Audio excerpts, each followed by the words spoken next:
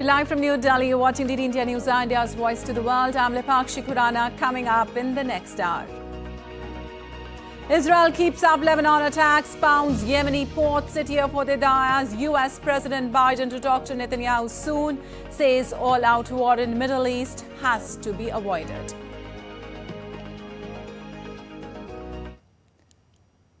Relative to our embassies and personnel who want to leave, but we're not there yet, but we're working like hell with the French and many others. Another boost to Europe's far-right surge as Austria's Freedom Party celebrates unprecedented election victory. Party's leader Herbert Kickl calls it an opening of a new era. Japan incoming Prime Minister Shigeru Ishiba hints on snap elections late October. Ahead of his swearing-in on Tuesday, Nikkei plunges over 4% as investors worry about Ishiba's support for higher interest rates.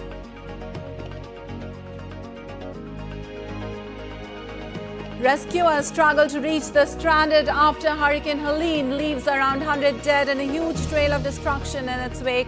President Biden to visit affected areas this week. In India, flood alert for 13 districts of northern state of Bihar after Nepal releases water from barrages. Torrential rains in Nepal leave 192 dead and 30 missing. Schools remain shut.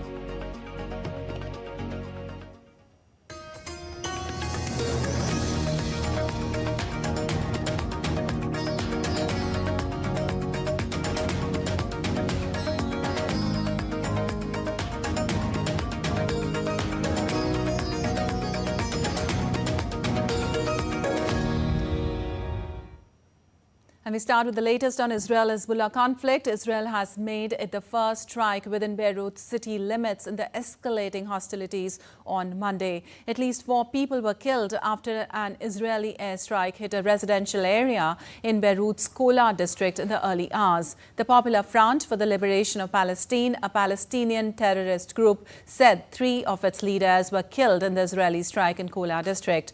The PFLP is another terrorist group taking part in the fight against Israel. Israel's military had struck Beirut's Dahiyeh area on Sunday.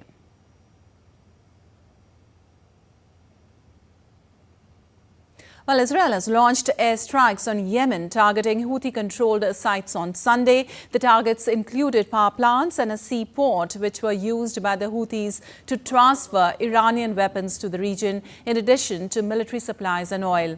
Israel Defense Forces said the airstrikes on Yemen's port of Hodeidah were a response to Houthi missile attacks on Israel in the recent days.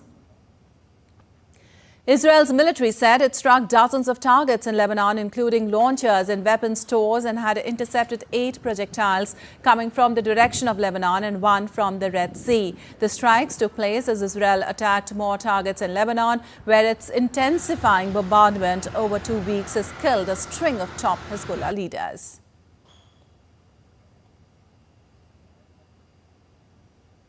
And Israel's military chief of staff, Lieutenant General Herzi Halevi, said the military will continue fighting Hezbollah to remove the threat that it poses to Israeli civilians.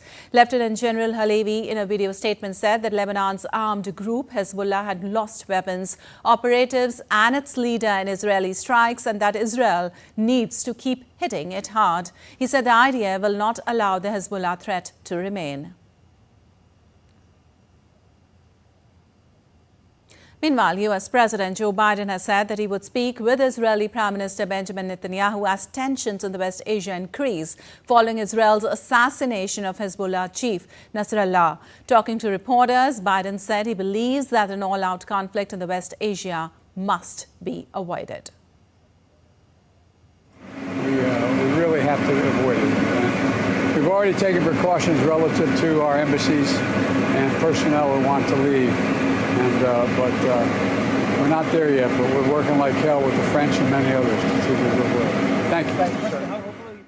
And a significant move, Gideon Sa'ar, leader of the New Hope Party, on Sunday rejoined Prime Minister Benjamin Netanyahu's government. The decision was announced by Sa'ar and Netanyahu in a joint press conference. Sa'ar, who has been one of Netanyahu's most vocal critics in the past few years, is due to serve as a minister without a portfolio and have a seat in the Prime Minister's security cabinet. By joining the government with his 4-seat party, Sa'ar will give Netanyahu a solid majority of 68 in the 120-seat parliament. I appreciate the fact that Gideon Sa'ar accepted my request and agreed today to return to the government. This move contributes to the unity within us, also contributes to the unity against our enemies. During the discussions of the political and security cabinet, I was very impressed by Sa'ar's broad vision and his ability to offer creative solutions to complicated problems. More than once, we have seen eye to eye the steps needed to be taken. Citizens of Israel, our beloved country, has been for nearly a year in a fierce war on several fronts.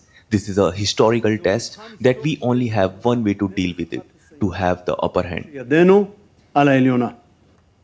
Well, meanwhile, White House National Security Communication Advisor John Kirby said the U.S. must be prepared for Iranian retaliation against Israel for strikes on Hezbollah. In an interview to a U.S. media house, Kirby told the U.S. is closely monitoring the situation in the Middle East. He said State Department does not feel a need for American evacuations from Israel and Lebanon so far. Kirby also urged families of hostages to remain hopeful. And Saudi Arabia expressed its unwavering support for the Lebanese people amidst ongoing regional tensions. In its official statement, the Saudi Foreign Ministry expressed its great concern at the conflict in Lebanon, calling for the country's sovereignty and territorial integrity to be respected. The kingdom made its statement following Israel's killing of Hezbollah chief Hassan Nasrallah, although it did not specifically name him.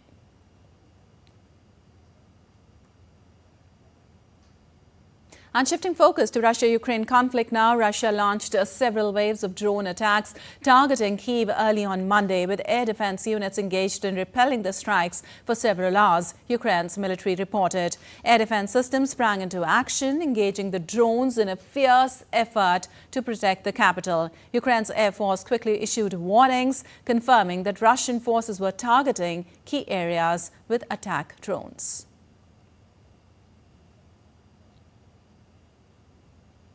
And meanwhile, tensions escalated near the Russian-occupied Zaporizhzhia nuclear plant as management on Sunday reported a fresh Ukrainian attack on a nearby electricity substation, destroying a transformer. According to the officials, a transformer at the Raduga substation in Enerhodar was destroyed by artillery fire. Smoke was seen rising from the site, but part of the town remained unaffected. The Zaporizhzhia station, Europe's largest with 6 reactors, seized by Russian forces in 2022, has become a flashpoint, with both sides frequently trading accusations of attacks. This follows claims by Ukraine's foreign minister that Russia is planning winter attacks on nuclear facilities. The UN's nuclear watchdog has repeatedly urged both sides to avoid targeting the sensitive area, warning of potential catastrophe.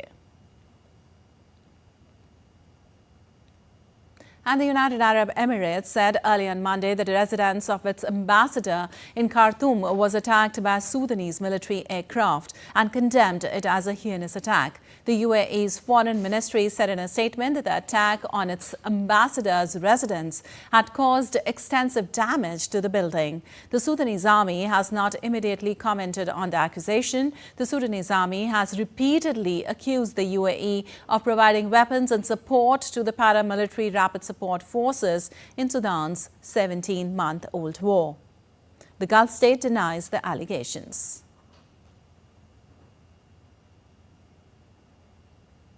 And in Pakistan, gunmen killed 7 workers in Pakistan's southwestern province of Balochistan late on Saturday. Armed men stormed a residence where laborers from eastern Punjab province were staying and opened fire with automatic weapons, police said. No one has claimed a responsibility as yet. In August, Balochistan suffered some of the most widespread violence in years when separatist terrorists attacked police stations, railway lines and highways, triggering retaliatory operations by security forces. Those attacks were claimed by the Baloch Liberation Army. It wants the expulsion of Chinese interest and independence for Balochistan.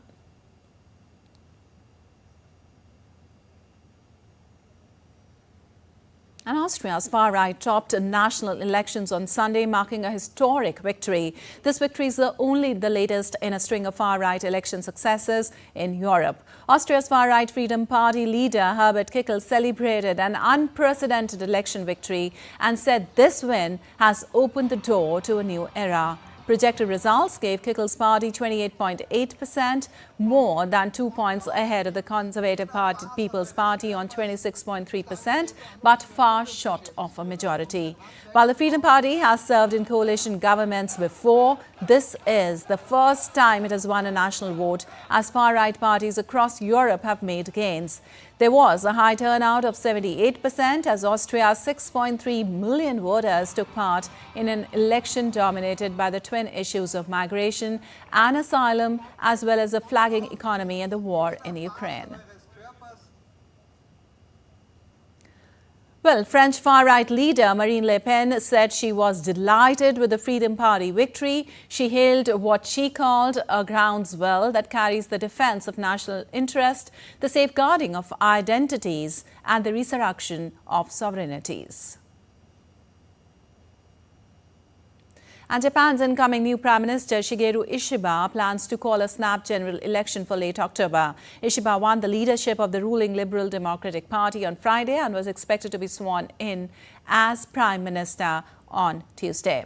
As per media reports, Ishiba is finalizing plans to dissolve Parliament on the 9th of October ahead of general elections on the 27th of October.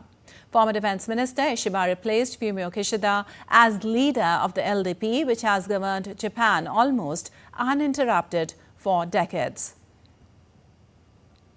The unpopular Kishida resigned in the wake of a damaging party slush-flush scandal, which added to his unpopularity among voters angry at rising prices. And Japanese equities plunged on Monday on the back of concerns that incoming Prime Minister Shigeru Ishiba will hike taxes in the world's fourth biggest economy. Japan's key Nikkei index fell over 4% after former Defence Minister Shigeru Ishiba was elected head of the ruling Liberal Democratic Party. Ishiba, set to become Prime Minister on Tuesday, has said he supports the Bank of Japan raising interest rates, while investors are also worried he might raise taxes. And still to come on DD India News Hour. Amid increasing tensions with China, Biden approves of $567 million in defense support for Taiwan. NASA and SpaceX confirmed that SpaceX Crew Dragon capsule has arrived at the International Space Station. And we'll show you the grand drone show in Hong Kong ahead of Golden Week to celebrate China's National Day.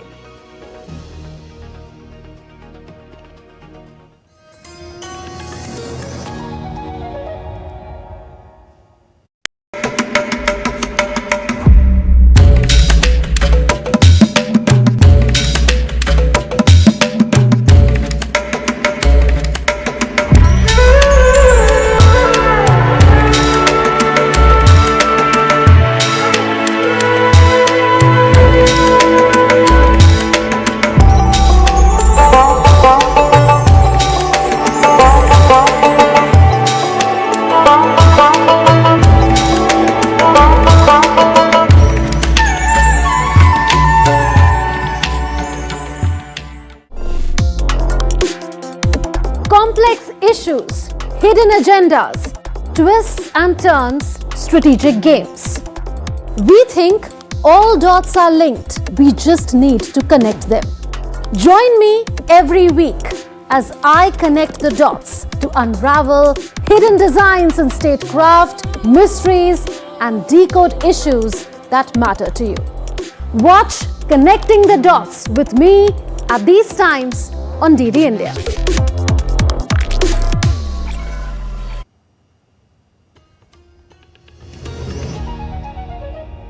Welcome back. You're watching DD India News. I'm Lipakshi Khurana, and moving on, U.S. President Joe Biden on Sunday approved $567 million in defense support for Taiwan, the White House announced. This move strengthens Taiwan's military amid increasing tensions with China. In a statement, the White House said Biden had delegated the Secretary of State the authority to direct the drawdown of up to $567 million in defense articles and services of the Department of Defense and military education and training to provide assistance to Taiwan. The United States remains Taiwan's key international backer and arms supplier. China continues to oppose U.S. arms sales to Taiwan, which it claims as its own territory. An update on U.S. presidential elections now. At a rally in Pennsylvania, Donald Trump unleashed a sharp criticism at his 2024 presidential rival Vice President Kamala Harris, calling her stupid, and said she should be prosecuted for her alleged failure to stop illegal migrants from entering the U.S. and committing crimes. Former President Donald Trump cited U.S. Immigration and Customs Enforcement data, claiming over 13,000 convicted migrant killers remain free, alleging Harris let them in. However, DHS officials later clarified that the data spans several decades and many of these migrants are in custody. Pennsylvania, a key battleground state in the upcoming election, has become central to Trump's campaign as both he and Harris vie for its critical electoral college votes. Trump's rally marks his fourth campaign stop in the state this month, underscoring its importance. Already hundreds of people have been murdered because of her action at the border, and thousands more will follow in rapid succession. She should be impeached and prosecuted for her actions. On the other hand, while Kamala Harris would be addressing a rally in Nevada where GOP nominee Trump appeared 2 weeks ago, Harris' travels reflect how she has managed to expand the map since replacing President Biden atop the ticket. She traveled last week to Michigan, Pennsylvania and Wisconsin, as well as to Georgia. Harris was in North Carolina the week before following her debate with former President Trump. Meanwhile, Kamala Harris's U.S. presidential election campaign raised $55 million over two events this weekend. And in the United States, Hurricane Helene caused massive destruction in Florida. Cleanup and recovery efforts are underway on a hard-hit Horseshoe Beach, where some houses were reduced to rubble. The storm has killed at least 100 people, while it is feared still more bodies would be discovered. Power was out for millions as winds, rain and storms surged from Helene, destroyed roads and bridges and caused catastrophic flooding from Florida to Virginia. Damage estimates ranged from $15 billion to more than $100 billion, insurers and forecasters said over the weekend.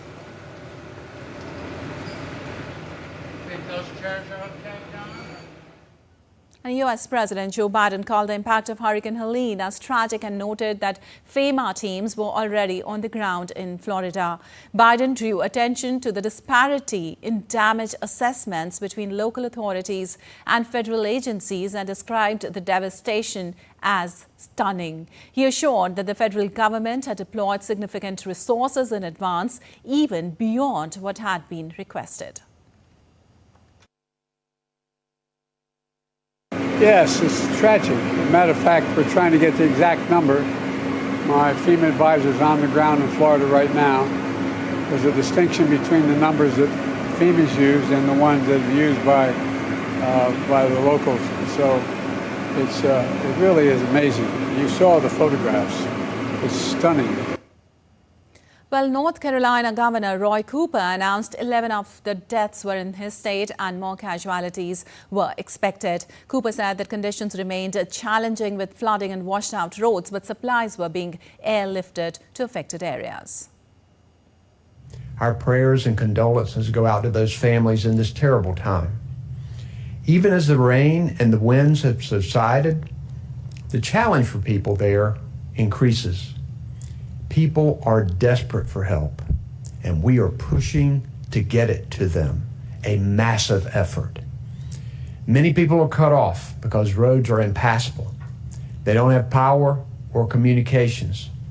Please know that we are sending resources and coordinating closely with local governments, first responders, state and federal partners, and volunteer organizations to help those impacted by this tragic storm. And residents in southwestern Mexico on Saturday evacuated from homes flooded by the remnants of Hurricane John that ravaged the Pacific coastline for a week, bringing deadly floods and landslides that left 16 people reported dead. John rapidly strengthened into a major hurricane on Monday before tearing into Guerrero. It dissipated, then reformed offshore, and for the rest of the week skimmed the coastline north, bringing torrential rain and floods. John began dissipating on Friday and is no longer considered an active storm. Meteorologists say warmer ocean temperatures are giving more fuel to hurricanes, allowing them to become stronger faster and leaving coastal communities less time to brace for their blow. And rescue efforts are underway in Nepal amid flooding that has killed at least 192 people across the Himalayan Republic, closing major roads and disrupting domestic air travel. Nepal's Home Ministry said 42 people are still missing. More than 3,000 security personnel were deployed to assist rescue efforts with helicopters and motorboats. Rescue teams were using rafts to pull survivors to safety. Nepal has shut its school for 3 days. The Bagmati River and its numerous tributaries which cut through Kathmandu broke their banks, inundating nearby homes and vehicles. Residents struggled through chest-deep water to get to higher ground.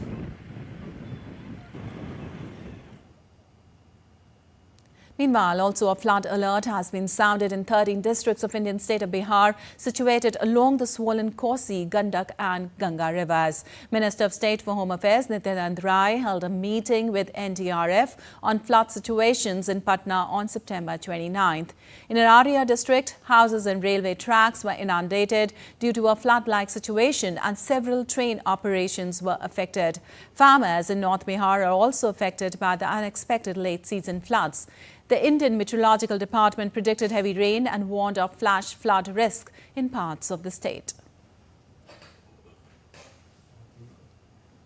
And Taiwan issued a land warning on Monday ahead of the arrival of Typhoon Krathon, which is expected to intensify and cross the island's densely populated west coast, bringing torrential rain and strong winds. Taiwan regularly gets hit by typhoons, but they generally land along the mountainous and sparsely populated east coast, facing the Pacific. Krathon, categorized as a medium-strength typhoon, is forecast to hit the major port city of Kaohsiung early on Wednesday. It will then move towards bottom tip of Taiwan and cross out into the Pacific. Boats to Taiwan's outlying islands have already been cancelled and some domestic flights have been disrupted. In July, Typhoon Gemi killed at least 11 people in Taiwan.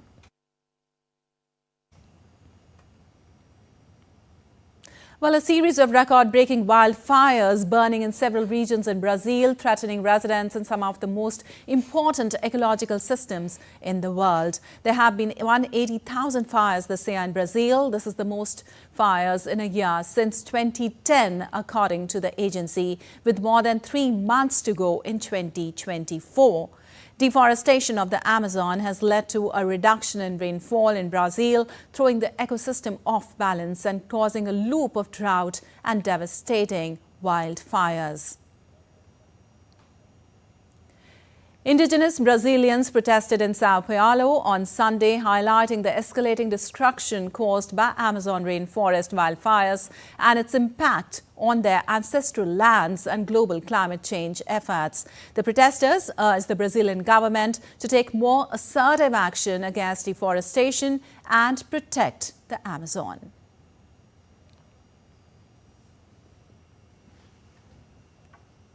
And the UK's last remaining coal-fired power station is going to shut on Monday, drawing to a close Britain's 142-year reliance on the fossil fuel to produce electricity. Here's a report. After dominating the landscape of the English East Midlands for nearly 60 years, Britain's last coal-fired power plant, Ratcliffe-on-Soar, officially closed its door on Monday.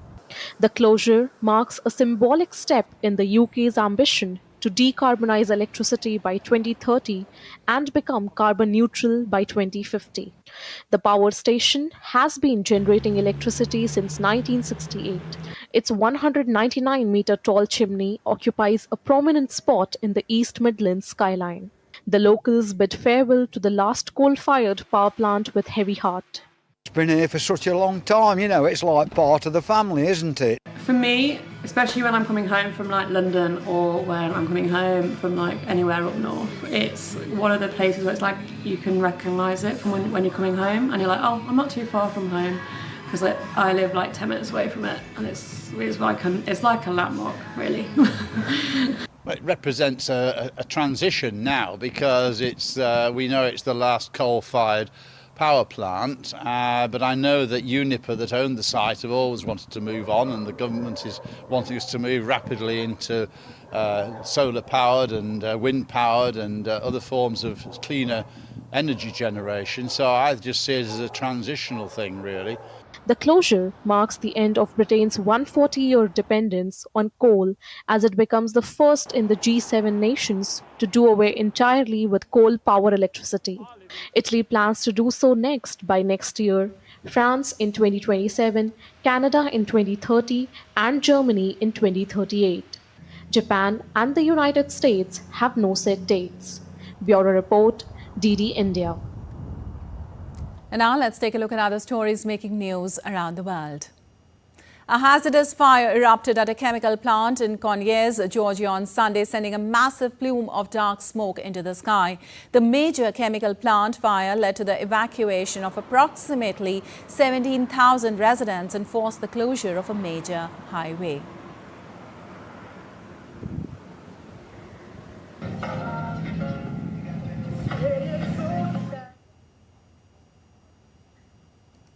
Hundreds gathered in Hong Kong's Wan Chai to see National Day themed grand drone show to celebrate Golden Week of China's National Day. Galloping horses in the sky was the theme of the 12-minute drone show.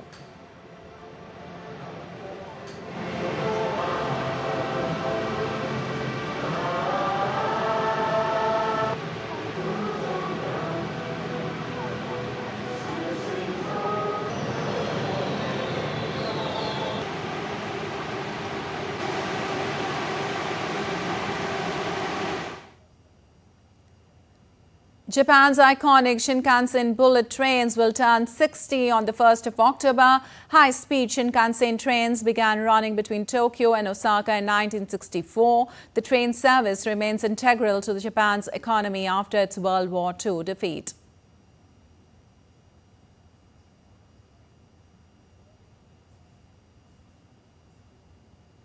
Ahead of Mexico President Claudia Sheinbaum's swearing-in commemoration, Brazil President Luiz Inácio Lula da Silva arrived in Mexico to take part in the ceremony. Sheinbaum will sworn in as president in a ceremony held at the Legislative Palace of San Lazaro in Mexico City.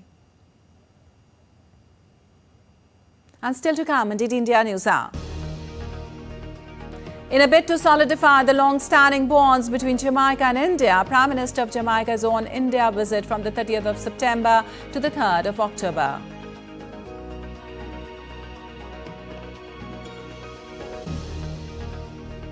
The Union Territory of Jammu and Kashmir all geared up for the final phase of voting for assembly elections scheduled for the 1st of October.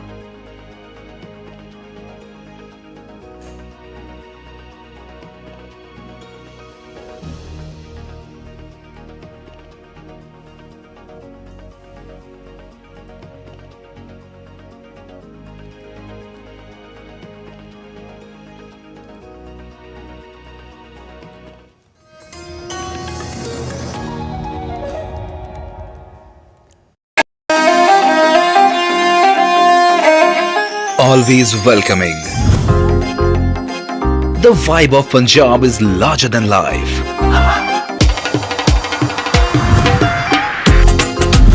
Warm up to grandeur that's beyond compare.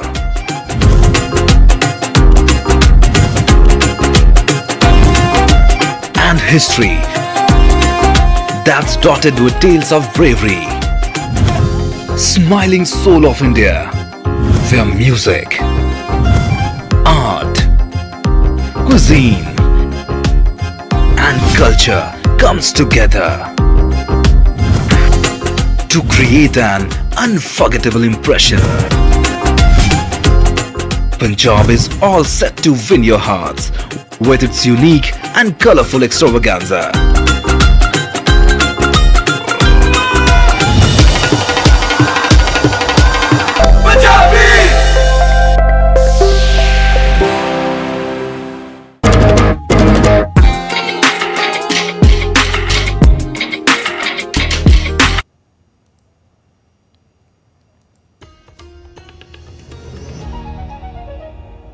Welcome back. You're watching DD India News. I'm Napakshi Kuran, and time now for a quick recap of the headlines. Israel keeps up Lebanon attacks, pounds Yemeni port city of Hodeidah as US President Biden to talk to Netanyahu soon, says all-out war in Middle East has to be avoided. Another boost to Europe's far-right surge as Austria's Freedom Party celebrates unprecedented election victory. Party's leader Herbert Kickl calls it an opening of a new era. Japan incoming Prime Minister Shigeru Ishiba hints on snap elections late October. Ahead of his swearing-in on Tuesday, Nikkei plunges over 4% as investors worry about Ishiba's support for higher interest rates.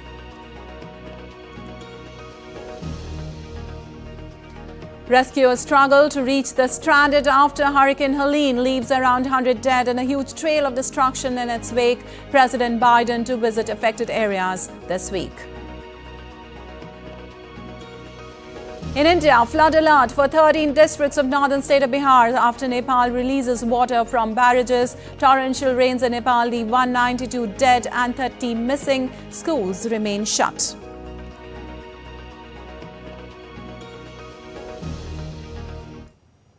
And big news just coming in. Bollywood actor Mithun Chakraborty will receive India's highest award in the field of cinema, the Dadasaheb Phalke Award. Legendary actor Mithun Chakraborty, dearly known as Mithun Da, will be honoured for his iconic contribution to Indian cinema. Union Minister Ashwini Vaishnaw shared the news on social media platform X. He revealed that the veteran actor is being honoured with the prestigious award for his remarkable cinematic journey and contributions to Indian cinema. The actor will be felicitated with the award at the 70th National Film Awards ceremony, which will be held on the 8th of October. The Dadasaheb Phalke Award is India's highest award in the field of cinema.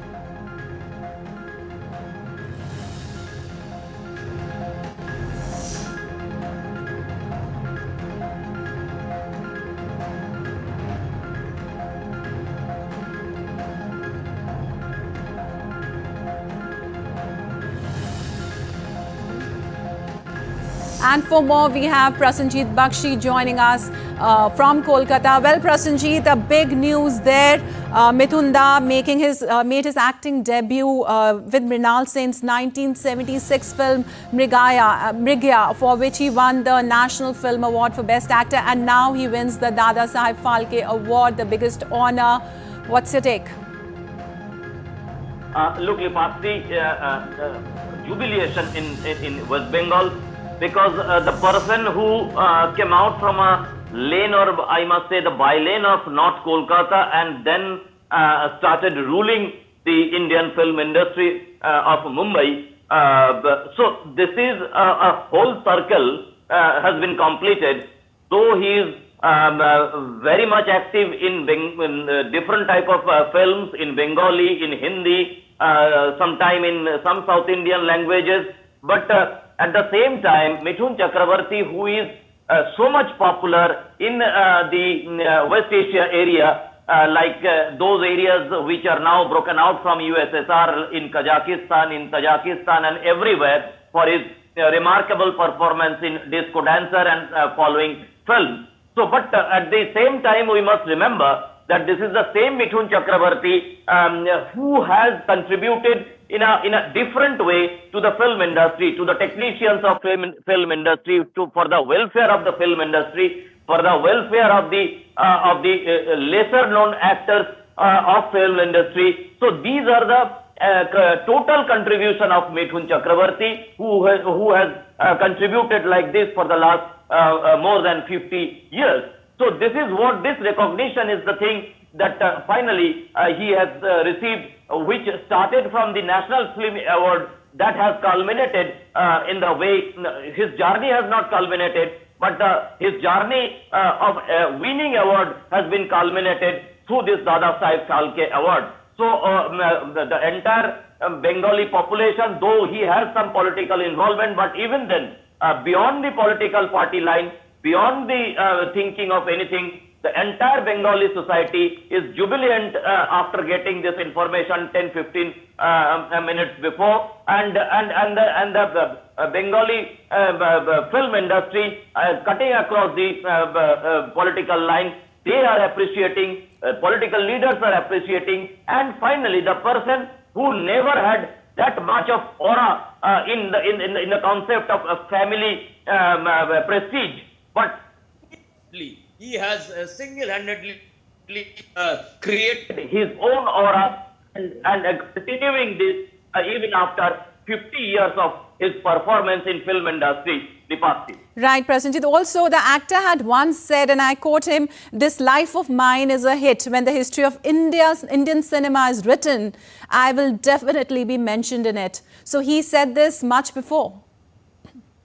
Right, and at the same time, what is not known to most of the people of his fans of this continent, that this continent, that the philanthropic work of Mithun Chakraborty in the field of thalassemia affected children, in the field of other, as I said, that the lesser known actors of the film industry, the lesser known technicians of the film industry, and many more. The philanthropic activities without going in publicity, that is also a great contribution of Mithun Chakraborty. Whatever he is earning even today, a good amount of that is going for such social activities and philanthropic activities. Lipasti. Yes, also for Unversed, he holds the impressive record of 19 movie releases as a lead actor in 1989, a feat recognized by the Limca Book of Records and still unbroken in Bollywood. Lipasti, one more thing, that possibly consecutive 3 times, he was the highest taxpayers, individual taxpayers of the country. So now it also shows that how law-abiding person Mithun Chakraborty is or was, that whatever normally in our conversation we say that such type of persons, they are not law-abiding, they don't go by the tax yes. taxation procedure of the country, but Mithun Chakraborty very proudly accepted and very proudly announced the income and became the highest individual taxpayer of the country, possibly, as I said, 3 consecutive times. So he has many feather in his flock, but this is the ultimate for any actor in Indian diaspora, that Dadasaheb Phalke, which he has. He would be giving on the day of October. All right, Mithun. All right, Prasenjit. Mithun Da's inspiring journey in cinema actually inspires generation. Thank you so much for all those details from there. And moving on, with an aim to bolster bilateral relations, enhance economic cooperation and strengthen long-standing ties between Jamaica and India. Prime Minister of Jamaica, Dr. Andrew Holness, arrived in India on a 4-day visit. This is his first visit to India and also the first ever bilateral visit of a Prime Minister of Jamaica to India. During the visit, Prime Minister Holness will hold delegation-level talks with Prime Minister Narendra Modi and call on President and Vice President of India. A number of MOUs are expected to be signed during the visit, giving a fillip to bilateral cooperation. India and Jamaica share strong historical and cultural linkages reflected in their shared colonial past, values of democracy and freedom, and passion for cricket.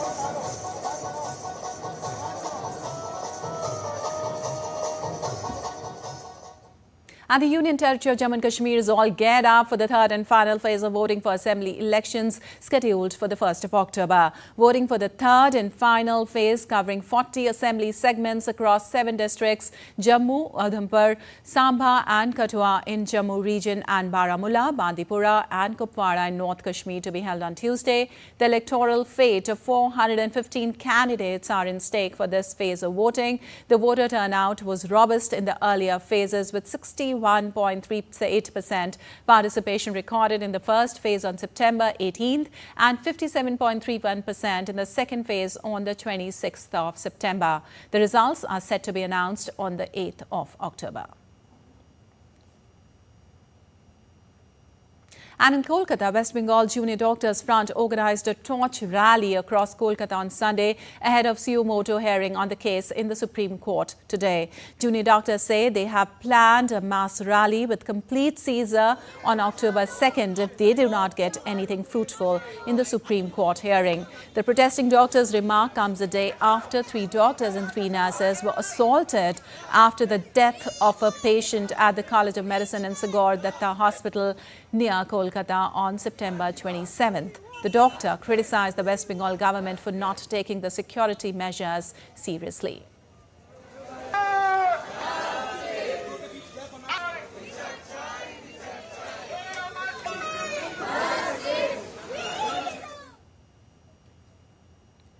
And India's Ministry of External Affairs has highlighted the contribution of India's efforts in supporting different countries in times of crisis through its humanitarian assistance and disaster relief operations. We now show you a video enumerating the achievements of first 100 days of the ministry under Prime Minister Narendra Modi 3.0 government.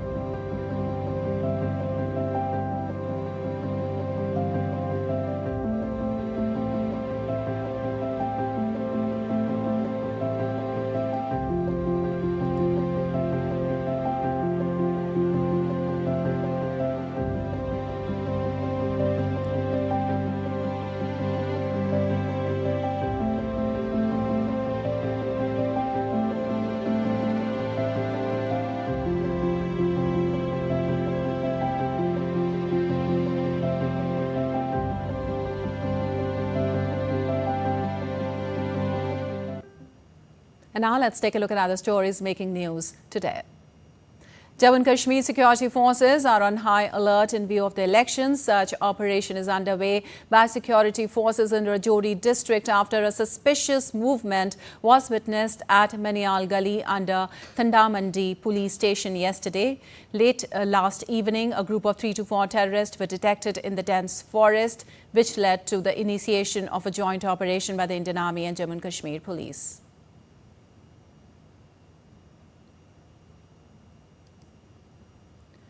Ace Test pilot Air Marshal Amarpreet Singh will take over as the new Indian Air Force Chief on Monday. He is succeeding Air Chief Marshal V.R. Chaudhary, who is superannuating after completing his tenure of 3 years.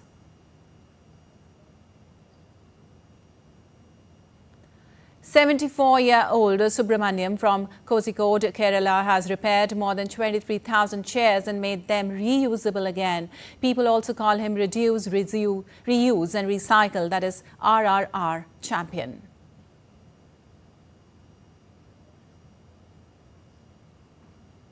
In the 5-day Sanji Mahotsav, many Indian folk artists showcase their art at Rashkan Samadhi Sthal in the Indian state of Uttar Pradesh for the promotion of Sanji art and ancient folk arts of Braj. Sanji Mahotsav is celebrated across various states of India.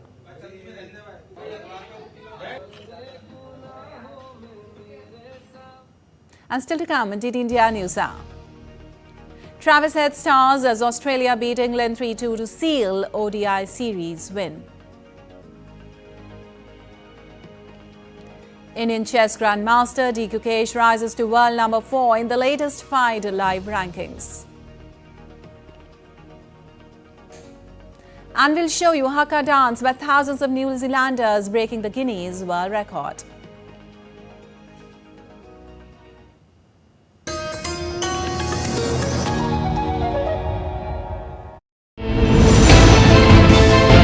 Geopolitics and trade deals.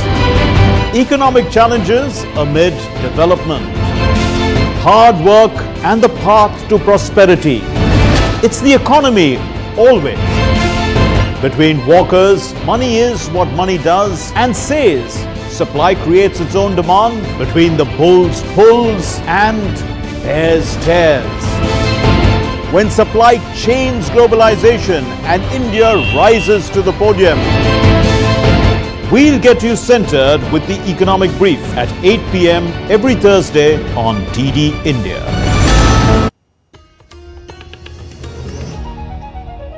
Welcome back. You're watching DD India News. I'm Lepakshi Khurana and on to some business news now. A port strike on the U.S. East Coast and Gulf of Mexico will go ahead starting on Tuesday. The International Longshoremen's Association Union said on Sunday, signaling action that could cause delays in snarled supply chains. The United States Maritime Alliance, known as USMX, represents employers of the East and Gulf Coast longshore industry and has been accused of wage subjugation.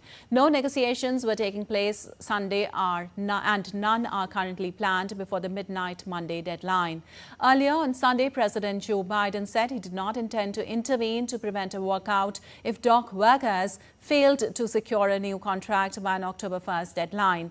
The union said previously the strike would not impact military cargo shipments or cruise ship traffic. And Pakistan has announced a series of measures to minimize its administrative expenditures as part of reforms agreed upon with the International Monetary Fund under the $7 billion loan deal. The country has eliminated nearly 1.5 lakh government jobs, closed 6 ministries and merged 2 others. The IMF had finally agreed to an assistance package for Pakistan and released over $1 billion as the first tranche of September 26th. The country has committed to cut expenditures, increase tax to GDP ratio, tax non-traditional sectors like agriculture and real estate, limit subsidies and transfer some fiscal responsibilities to the provinces. Pakistan negotiated the loan, expressing hope and commitment that this will be the final loan. The country has already received around 24 loans from the fund without achieving lasting economic solutions. An Asian share market stand hesitant on Monday as strife in the Middle East offset more stimulus measures in China. The Nikkei led to early action with a dive of 4.1% as investors anxiously waited for more direction from new Prime Minister Shigeru Ishiba, who has been critical of the Bank of Japan's easy policies in the past. The Shanghai Composite rose 4.4%. Over in China, the central bank said it would tell banks to lower mortgage rates for existing home loans by the end of October, likely by 50 basis points on average. That follows a barrage of monetary, fiscal and liquidity support measures announced last week in Beijing's biggest stimulus package since the pandemic. The week is packed with major U.S. economic data, including a payrolls report that could decide whether the Federal Reserve delivers another outsized rate cut in November.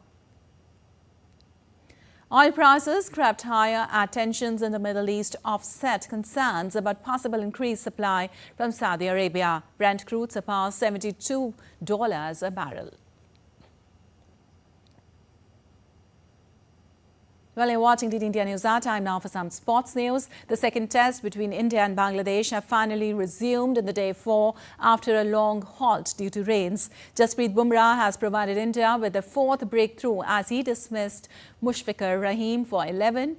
Mominul Hoek, who's inching closer towards his half-century, has been joined by Liton Das at the crease as 4 down Bangladesh aim for a stable partnership. On the other hand, India bowlers are eyeing some quick wickets in order to bundle out Bangladesh at the earliest. Rain forced early stumps on day one when Bangladesh were 107 for 3 in 55 overs, while the second day could not see any action due to the same reason.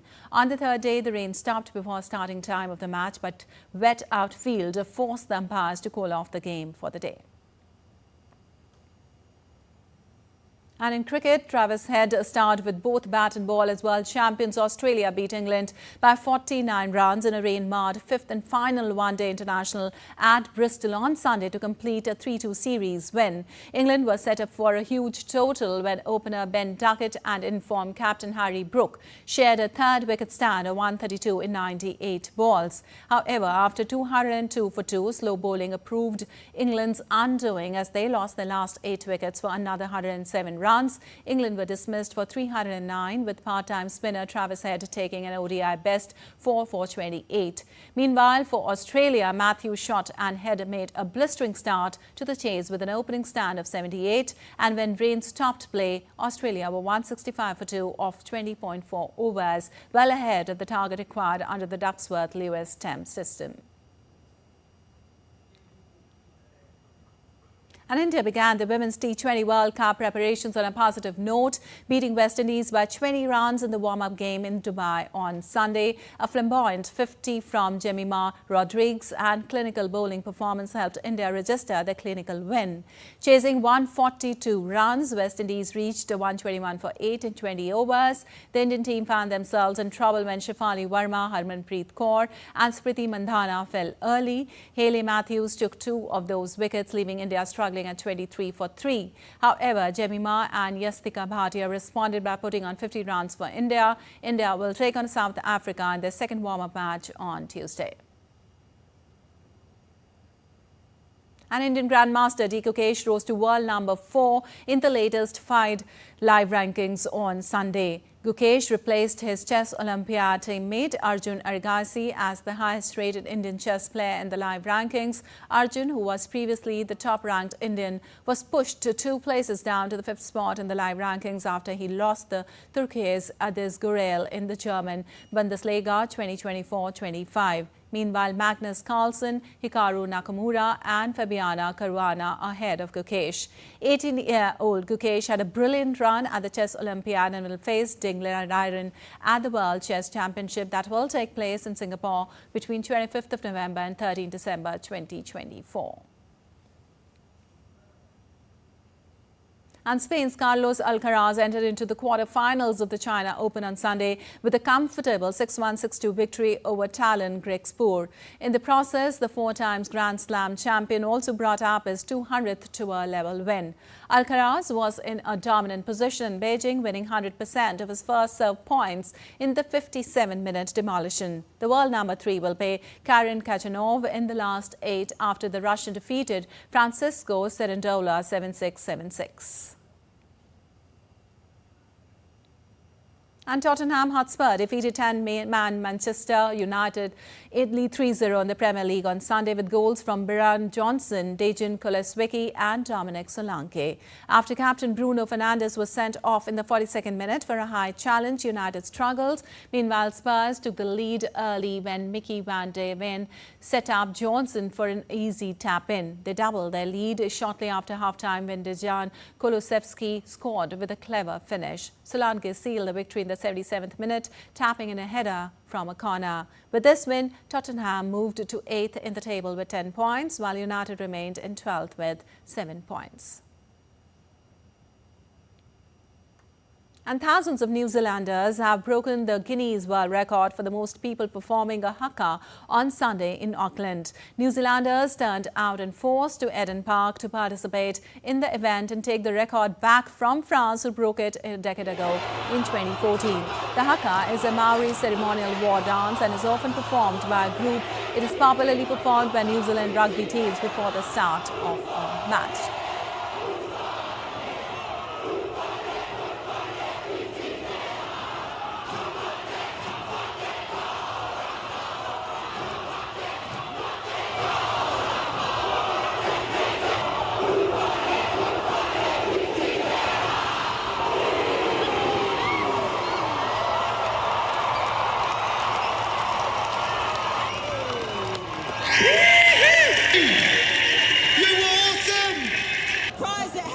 what you are. Can I get a production room?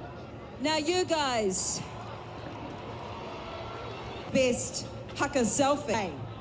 You may honor Brian. Let's bring Brian to the stage for a second. Brian.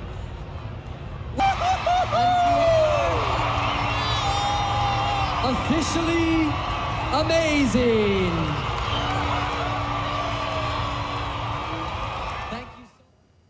All right, that's all for this edition of DD India News Hour. But let us know your thoughts on the news of the day. For those on the go, you can get all the latest news and updates from India and across the world on the DD India mobile app.